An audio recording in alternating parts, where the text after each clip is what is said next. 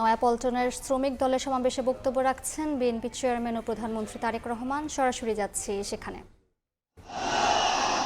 এই যে আমার হাতের বাম দিকে আপনারা কেমন আছেন? আলহামদুলিল্লাহ। হাতের ডানে আলহামদুলিল্লাহ, আর সামনে যারা আছেন আলহামদুলিল্লাহ। প্রিয় ভাই বোনেরা, আজ আন্তর্জাতিক শ্রমিক দিবস। এই আন্তর্জাতিক শ্রমিক দিবস উপলক্ষে আমি প্রথমেই শ্রদ্ধার সঙ্গে স্মরণ করতে চাই যে সকল শ্রমিক ভাইরা 1971 সালে স্বাধীনতা যুদ্ধে শহীদ হয়েছিলেন, যে সকল শ্রমিক ভাইরা 90-এ স্বৈরাচার বিরোধী আন্দোলনে আত্মাহুতি দিয়েছেন এবং শুধুমাত্র জুলাই আগস্ট মাসে যে আন্দোলন ছাত্র জনতার, সেখানেই শ্রমিক দলের যে 72 জন শ্রমিক সদস্য শহীদ হয়েছেন সহ সকল গণতন্ত্রের আন্দোলনে শহীদদেরকে আমি আজ এই দিবসে স্মরণ করতে চাই। প্রিয় ভাই বোনেরা, আজ এখানে আপনারা যারা উপস্থিত আছেন, আপনাদের নিশ্চয়ই মনে আছে অতীতের এই সামান্য কয়েক বছর আগের ঘটনার কথা, 2 থেকে 3 বছর আগের ঘটনার কথা। আজ এখানে আমরা শান্তিপূর্ণভাবে এই সমাবেশের আয়োজন করছি, কিন্তু মাত্র কয়েকদিন আগের কথা, এই রাজপথ, এই আশেপাশের দালান কোঠা, এই এলাকার প্রতিবেশী ভাইয়ের বোনেরা সকলে সাক্ষী আছেন যে এখানে যখন বিএনপি, শ্রমিক দল, যুব দল, ছাত্র দল, স্বেচ্ছাসেবক মহিলা দল যারাই যখন সমাবেশ করেছে, আমাদেরকে তখন আতঙ্কিত থাকতে হতো কখন সেই স্বৈরাচার বাহিনী হামলা করে বসে। নিশ্চয়ই আপনাদের মনে আছে। আপনারা কি ভুলে গিয়েছেন সেই ঘটনা? ভুলে যাননি। এবং আজ থেকে 2 বছর আগের ঘটনা, প্রায় 2024 সালের 5ই আগস্ট বাংলাদেশের মানুষ স্বৈরাচারকে ছাত্র জনতার আন্দোলনের মাধ্যমে বিদায় করে দিয়েছে এই দেশ থেকে। প্রিয় ভাই বোনেরা, সেই স্বৈরাচারের বিগত প্রায় 1 যুগের বেশি সময় আমরা কি দেখেছি? আমরা দেখেছি শুধু যে শ্রমিককে তার অধিকার থেকে বঞ্চিত করা হয়েছে তা নয়, শুধু যে ছাত্রদেরকে তাদের অধিকার থেকে বঞ্চিত করা হয়েছে তা নয়, শুধু যে শিক্ষকদেরকে তাদের অধিকার থেকে বঞ্চিত করা হয়েছে তা নয়, শুধু যে নারীদেরকে তাদের অধিকার থেকে বঞ্চিত করা হয়েছে তা নয়, এই দেশের প্রত্যেকটি খেটে খাওয়া মানুষকে তার অধিকার থেকে বঞ্চিত করা হয়েছে। এই দেশের মানুষের রাজনৈতিক অধিকার থেকে দেশের মানুষকে বঞ্চিত করা হয়েছে। বঞ্চিত করা হয়েছিল তাদেরকে তাদের অর্থনৈতিক অধিকার থেকে। প্রিয় ভাই বোনেরা, সেজন্যই এই দেশের মানুষ এই দেশ থেকে ছাত্র জনতা ঐক্যবদ্ধভাবে একত্রিত হয়ে গণ অভ্যুত্থানের মাধ্যমে স্বৈরাচারকে বিদায় করেছে এই দেশ থেকে। আমরা দেখেছি স্বৈরাচারের সময় কিভাবে দেশের অর্থনীতিকে লুটপাটের মাধ্যমে ধ্বংস করে দেওয়া হয়েছিল।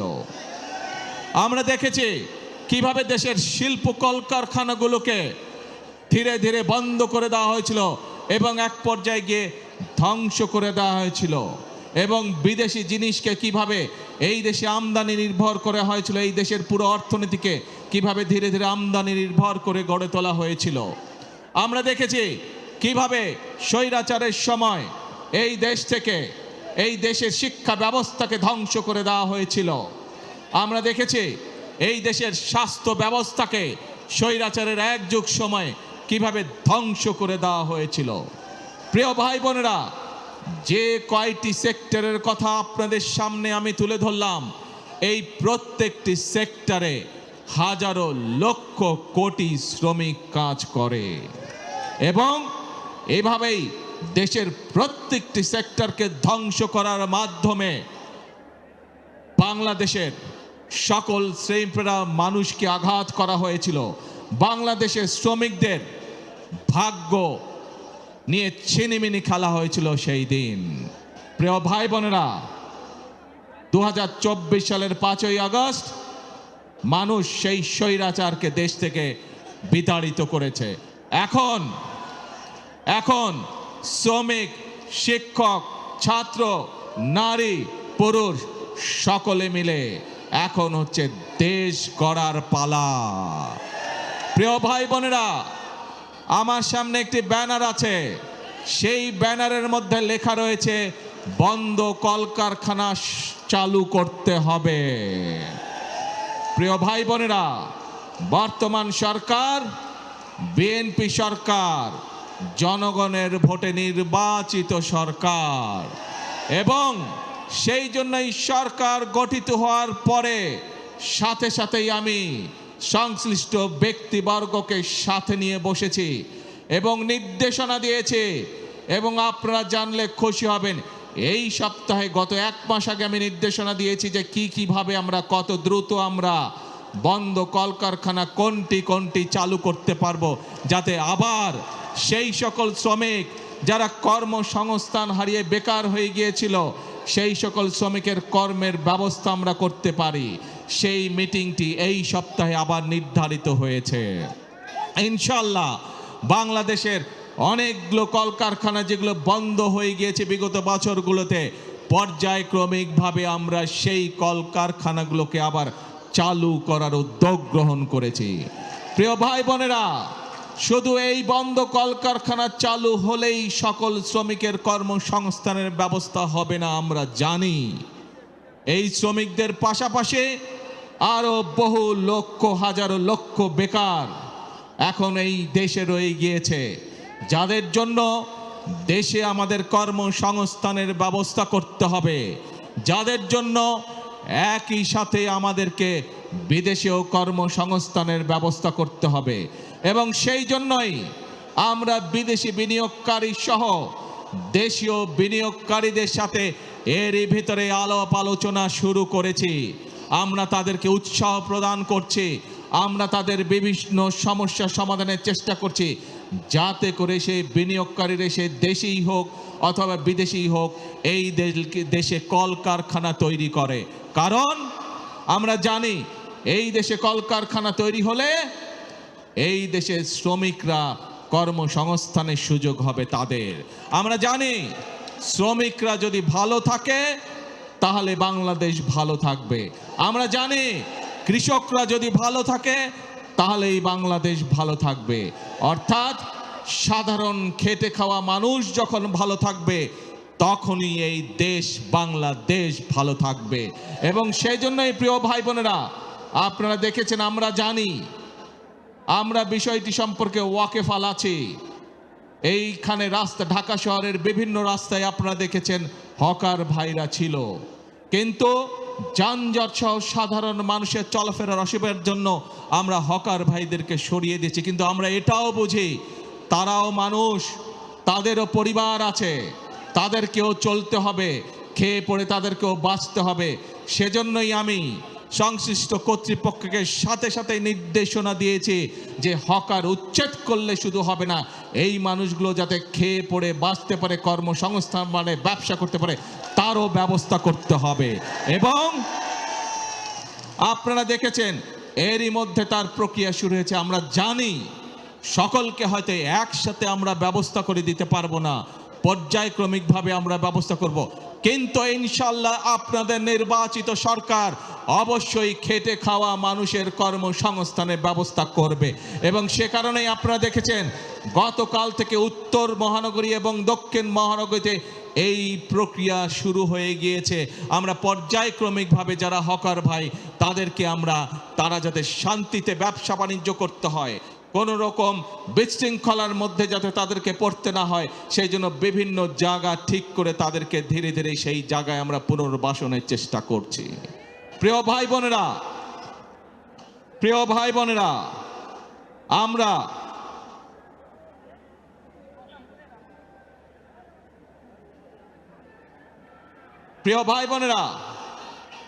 আমরা নির্বাচনের 12 তারিখে নির্বাচনের আগে আমরা বলেছিলাম এই দেশকে পুনর্গঠন করা ছাড়া রাষ্ট্র মেরামত করা ছাড়া কোনো উপায় নাই। এবং শুধুমাত্র নির্বাচনের আগে নয়, আপনাদের নিশ্চয়ই কম বেশি সকলের মনে আছে, আমরা আজ থেকে প্রায় 2.5 বছর 3 বছর আগে বাংলাদেশের প্রত্যেকটি সেক্টরকে কিভাবে রাষ্ট্র পুনর্মেরামত করা যায়, কিভাবে সংস্কার করা যায়, তার প্রত্যেকটি 31 দফা আমরা জনগণের সামনে, দেশের মানুষের সামনে উপস্থাপন করেছিলাম। মনে আছে আপনাদের? মনে আছে।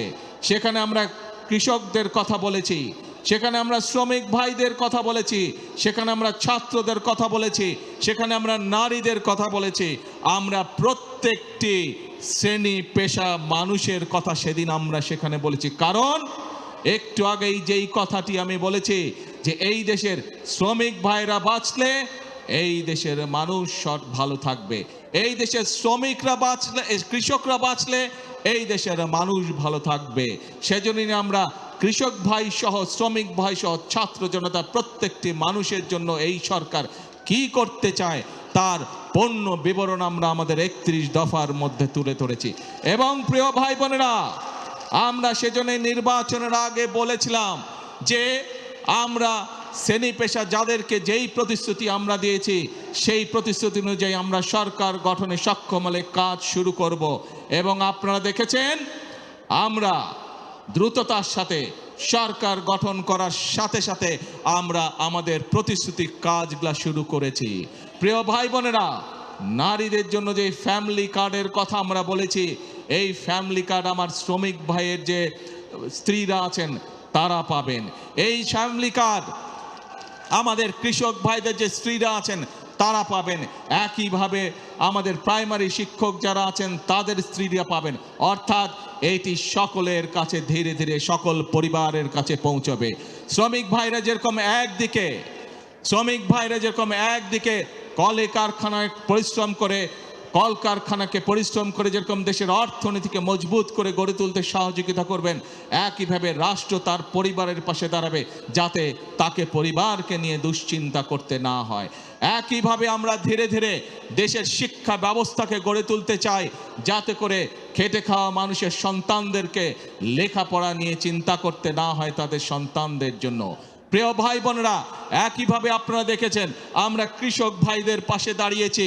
কৃষক ভাইদের 10,000 টাকা পর্যন্ত কৃষি ঋণ আমরা মৌকুফ করে বলেছিলাম, সেই কৃষি ঋণও আমরা মৌকুফ করেছি। প্রিয় ভাই বোনেরা, আমরা শুধু কৃষক ভাইদের কৃষি ঋণই মৌকুফ করিনি, আমরা একই সাথে বলেছিলাম যে তাদেরকে আমরা কৃষক কার্ড দেব। সেই কৃষক কার্ড দেওয়ার কাজও আমরা প্রিয় ভাই বোনেরা শুরু করেছি। প্রিয় ভাই বোনেরা, আমরা বলেছিলাম এই দেশের আমাদের যে পরবর্তী প্রজন্ম আছে তাদের ভেতর থেকে আমরা পেশাদার খেলোয়াড় তৈরি করতে চাই। আজ কৃষক পরিবারের সদস্য হোক, শ্রমিক পরিবারের সদস্য হোক, শিক্ষক পরিবারের সদস্য হোক, এইরকম হাজারো পরিবারের সদস্যদের সন্তানরা আছে যারা খেলাধুলায় ভালো।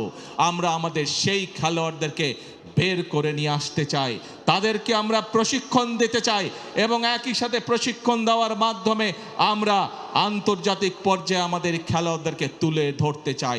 এবং তারই অংশ হিসাবে শহীদ রাষ্ট্রপতি জিয়াউর রহমান যেমন এই দেশের শিশুদের ভিতর থেকে যারা প্রতিভাবান তাদেরকে যেভাবে উনি নতুন কুড়ির মাধ্যমে, নতুন কুড়ি প্রতিযোগিতার মাধ্যমে ধীরে ধীরে বের করে নিয়ে এসেছিলেন, আমরাও ঠিক সেই কাজটি শুরু করেছি। নতুন কুড়ি প্রতিযোগিতার মাধ্যমে আমাদের আগামী প্রজন্মের ভিতরে কারা ভালো খেলোয়াড় আছে তাদেরকে বের করে নিয়ে আসবো। প্রিয় ভাই বোনেরা, আপনারা শুনলে খুশি হবেন, ইনশাআল্লাহ আল্লাহর রহমতে আগামীকাল থেকে আনুষ্ঠানিকভাবে আমরা এই কাজটি শুরু করতে যাচ্ছি। প্রিয় ভাই বোনেরা, শ্রমিক বলুন, কৃষক বলুন, নারী বলুন, যুবক বলুন, যার কথাই বলুন না কেন, আমাদের দেশের অধিকাংশ মানুষ এখনো গ্রামে বসবাস করে। এই গ্রামের মানুষ সঠিক সময়, প্রয়োজনের সময় তারা বিভিন্ন কাজেই হোক, কৃষি কাজই হোক অথবা তাদের ব্যক্তিগত কারণ ব্যক্তিগত কাজই হোক, পানি পায় না। যে পানির অপর নাম জীবন, সেই পানি তারা সঠিকভাবে পায় না। সেজন্যই আপনারা দেখেছেন শহীদ জিয়ার সেই বিখ্যাত কর্মসূচি খাল খনন আমরা শুরু করেছি। যেই খাল খননের মাধ্যমে কৃষক ভাইদেরকে যেমন পানির সুবিধা, সেচ সুবিধা পৌঁছে দেব আমরা, ঠিক একইভাবে গ্রামের মানুষ যাতে সহজেই পানির চাহিদা পূরণ করতে পারে, সেটি অন্যতম কারণ এই খাল খনন। এর মাধ্যমে কৃষক ভাইরা যেমন সুবিধা পাবে, একইভাবে গ্রামের খেটে খাওয়া সাধারণ মানুষও সেইভাবে একইভাবে সুবিধা পাবে। উপস্থিত প্রিয় ভাই বোনেরা, আজ আমাদেরকে একটি সময় এসেছে যখন আমাদেরকে ঐক্যবদ্ধ হতে হবে। আজ যে কথাগুলো আপনাদের সামনে আমি তুলে ধরলাম, এই মোতাবেক যদি আমরা ধীরে ধীরে দেশকে এগিয়ে নিতে পারি, যদি আমরা এগিয়ে নিতে পারি, তাহলেই আমাদের পক্ষে সম্ভব কৃষক, শ্রমিক, ছাত্র, জনতা সকলের ভাগ্য পরিবর্তন। এবং এই মানুষগুলোর ভাগ্য পরিবর্তন হলেই দেশের ভাগ্যের পরিবর্তন একমাত্র সম্ভব। প্রিয় ভাই বোনেরা, বাংলাদেশের মানুষ 12 তারিখ থেকে আবারও সেই হারিয়ে যাওয়া গণতান্ত্রিক যাত্রা শুরু করেছে। আমরা অতীতে দেখেছি প্রিয় ভাই বোনেরা, যখনই বাংলাদেশ গণতন্ত্রের পক্ষে যাত্রা করেছে, আমরা দেখেছি ধীরে ধীরে এই দেশে মিল কলকারখানা গড়ে উঠেছে। প্রিয় ভাই বোনেরা, আমরা দেখেছি অতীতে যখনই বাংলাদেশ গণতন্ত্রের পক্ষে যাত্রা শুরু করেছে, তখনই বাংলাদেশের অর্থনীতি ধীরে ধীরে শক্তিশালী হওয়া ধরেছিল। প্রিয় ভাই বোনেরা, আমরা দেখেছি যখনই বাংলাদেশ গণতন্ত্রের পক্ষে যাত্রা শুরু করেছিল, তখনই আমরা দেখেছি এই দেশের শিক্ষা ব্যবস্থাগুলোতে সুন্দরভাবে ধীরে ধীরে শিক্ষার পরিবেশ ফিরে এসেছে। প্রিয় ভাই বোনেরা, বাংলাদেশ যখনই গণতন্ত্রের পক্ষে যাত্রা শুরু করেছে, গণতন্ত্রের পথে যাত্রা শুরু করেছে, আমরা দেখেছি ধীরে ধীরে বাংলাদেশ দেশনেত্রী খালেদা জিয়ার নেতৃত্বে বিশ্ব দরবারে এমার্জিং টাইগারের খেতাবে ভূষিত হয়েছিল। কিন্তু প্রিয় ভাই বোনেরা, বাংলাদেশ যখনই গণতন্ত্রের পথে যাত্রা শুরু করে, কিছু মহলের সেটি পছন্দ নয়, এবং সেই সকল মহল যারা চায় না বাংলাদেশের মানুষ তার ভাগ্য পরিবর্তনের জন্য পরিশ্রম শুরু করুক, যারা চায় না বাংলাদেশ পৃথিবীর সাথে পাল্লা দিয়ে সামনে এগিয়ে যাক, সেই মহল ষড়যন্ত্র শুরু করে অতীতের মতন। অতীতে যেমন তারা ষড়যন্ত্র করেছিল, প্রিয় ভাই বোনেরা, তাদের সেই ষড়যন্ত্র কিন্তু 12 তারিখের আগে যখন সফল হয়নি, 12 তারিখে যখন তারা দেখলো বাংলাদেশ তো আবার জনগণের সিদ্ধান্ত মোতাবেক চলা শুরু করলো, বাংলাদেশ তো আবার গণতন্ত্রের পথে চলা শুরু করলো, তখন নতুন করে তারা ধীরে ধীরে বিভিন্ন রকম ষড়যন্ত্র শুরু করলো। তারা চেষ্টা করছে এখন বিশ্ব দরবারে প্রথমে বাংলাদেশকে বিতর্কিত একটি অবস্থানে নিয়ে যাওয়ার জন্য। তারা চেষ্টা করছে বিশ্ব দরবারে বাংলাদেশ যাতে বন্ধুহীন হয়ে পড়ে। কিন্তু বিশ্ব দরবার দেখছে বর্তমান সরকারের পেছনে বাংলাদেশের মানুষের, জনগণের সমর্থন রয়েছে। বিশ্ব দরবার দেখছে বর্তমানে বাংলাদেশের যে সরকার, এই সরকার জনগণ দ্বারা গঠিত সরকার। বিশ্ব দরবার দেখছে বর্তমান যে বাংলাদেশ পরিচালিত হচ্ছে যেই সরকার দ্বারা, যেই সংসদ দ্বারা, এই সংসদ, এই সরকার জনগণের দ্বারা গঠিত সংসদ, জনগণের দ্বারা গঠিত সরকার। সেজন্যই বিশ্ব দরবার তাদের কথায় কর্ণপাত করছে না, বরং বিশ্ব দরবার জনগণের যে নির্বাচিত প্রতিনিধি, জনগণের যে নির্বাচিত সরকার, তাদের সাথে কথা বলছে কিভাবে তারা এই দেশে বিনিয়োগ করবে, কিভাবে তারা এই দেশে শ্রমিকদের ভাগ্য পরিবর্তনে সহায়তা করবে, কিভাবে তারা এই দেশের মানুষের ভাগ্য পরিবর্তনে সাহায্য করবে। প্রিয় ভাই বোনেরা, আমাদেরকে বিশ্ব দরবারের এই সুযোগ গ্রহণ করতে হবে, দেশের স্বার্থে, এই দেশের মানুষের স্বার্থে, সর্বোপরি এই দেশের শ্রমিক ভাইদের স্বার্থে। সেজন্যই আজকে আমাদেরকে চোখ কান সব খোলা রাখতে হবে। যারা দেশকে বিতর্কিত পর্যায়ে নিতে চায়, যারা দেশে অরাজকতা সৃষ্টি করতে চায়, এরকম যদি কেউ থাকে তাহলে শ্রমিক ভাই সহ প্রতিটি দেশের প্রতিটি বাংলাদেশি প্রতিটি মানুষের কাছে আমার আহ্বান থাকবে, আপনাদেরকে সজাগ হতে হবে, আপনাদেরকে সতর্ক হতে হবে, আপনাদেরকে জেগে উঠতে হবে, আপনাদেরকে তাদের ষড়যন্ত্র প্রতিহত করতে হবে, জবাব দিতে হবে। যেভাবে আমরা স্বৈরাচারকে 17 বছর ধরে জবাব দিয়েছিলাম। প্রিয় ভাই বোনেরা, কথা একটাই, কাজ একটাই, সেটি হচ্ছে দেশ গড়া।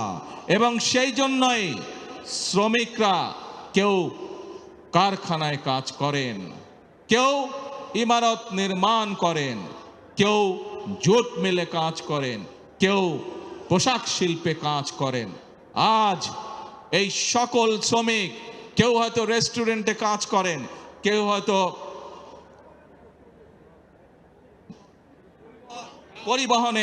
পরিবহনে কাজ করেন, বিভিন্ন পর্যায়ে বিভিন্ন শ্রেণীতে শ্রমিক ভাইরা আছেন।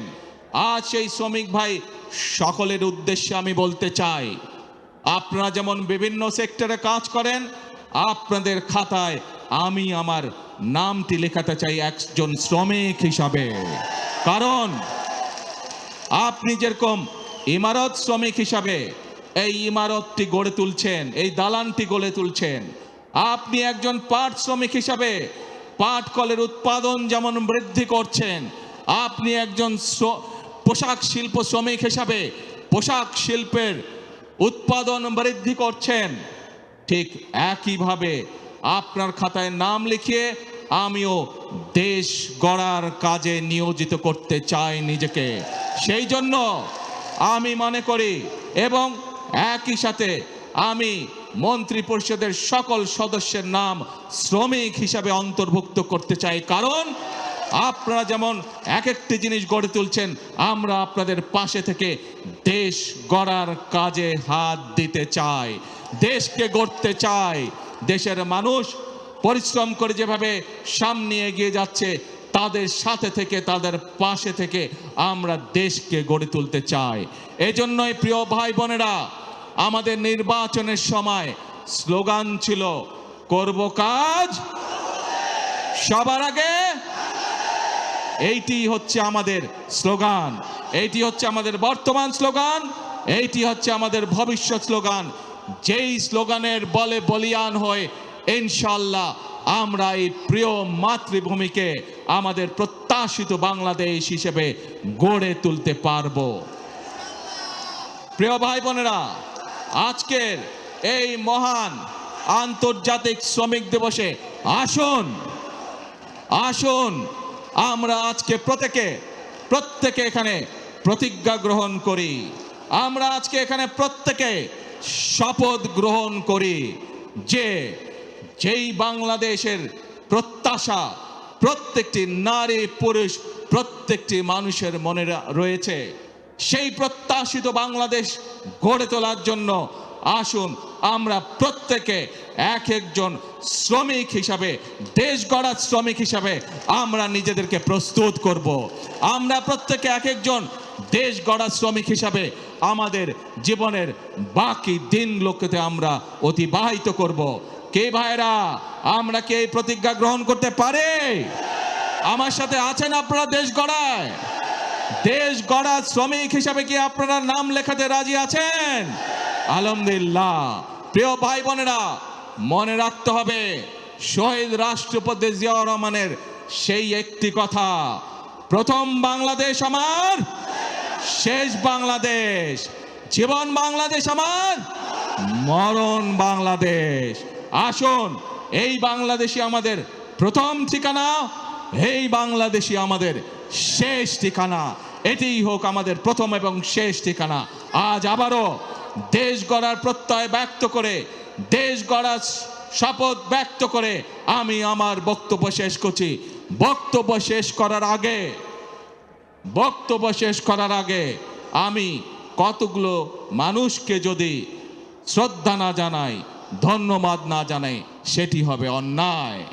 প্রিয় ভাই বোনেরা, আমার বক্তব্যের মধ্যেই আমি বলেছি, এই রাজপথ এবং এই বিল্ডিংয়ে বসবাসকারী যে সকল প্রতিবেশী আছেন, বিগত স্বৈরাচার বিরোধী এক যুগেরও বেশি সময় যে আন্দোলন সংগঠিত হয়েছে, বিভিন্ন সময় আমরা এই রাস্তার উপরে চেষ্টা করেছি আমাদের কথাগুলো জনগণের সামনে তুলে ধরতে, এবং আমরা সেই সময় দেখেছি কিভাবে সেই স্বৈরাচারী বাহিনী আমাদের নেতাকর্মীদের উপরে অত্যাচার করেছে, নির্যাতন করেছে, গুলিগলাজ করেছে, কিভাবে আমাদের এই পল্টন অফিসে তারা কিভাবে হামলা করেছিল, কিভাবে গুলিবর্ষণ করেছিল। আমাদের সেই আন্দোলনের সময় আমাদের বহু নেতাকর্মীকে এই প্রতিবেশীরা সেদিন বিভিন্নভাবে সহযোগিতা করেছেন, সাহায্য করেছেন। আমাদের এই আন্দোলনের সময় যে সকল এখানে অত্যাচার নির্যাতন হয়েছিল, তার ফলে এই মানুষগুলো অনেক কষ্ট ভোগ করেছিলেন। আমি আজ এখানে বসবাসকারী যে সকল প্রতিবেশী আছেন, আমাদের বিভিন্ন দোকানপাট থেকে শুরু করে বিভিন্ন অ্যাপার্টমেন্টের যে সকল প্রতিবেশী আছেন, তাদেরকে আমি আমাদের নেতাকর্মীদেরকে বিভিন্ন সময় সাহায্য সহযোগিতা করার জন্য আমি আন্তরিকভাবে দলের পক্ষ থেকে তাদেরকে আন্তরিকভাবে ধন্যবাদ জানাই। প্রিয় ভাই বোনেরা, আসুন শ্রমিক দিবসে আমাদের সেই হোক প্রতিজ্ঞা। কি প্রতিজ্ঞা মনে আছে? প্রথম বাংলাদেশ আমার, শেষ বাংলাদেশ। জীবন বাংলাদেশ আমার, মরণ বাংলাদেশ। আল্লাহ হাফেজ। বাংলাদেশ জিন্দাবাদ। বাংলাদেশ জাতীয়তাবাদী দল জিন্দাবাদ। যুক্ত ছিলাম নয়াপল্টনে, বক্তব্য রাখছিলেন প্রধানমন্ত্রী তারেক রহমান।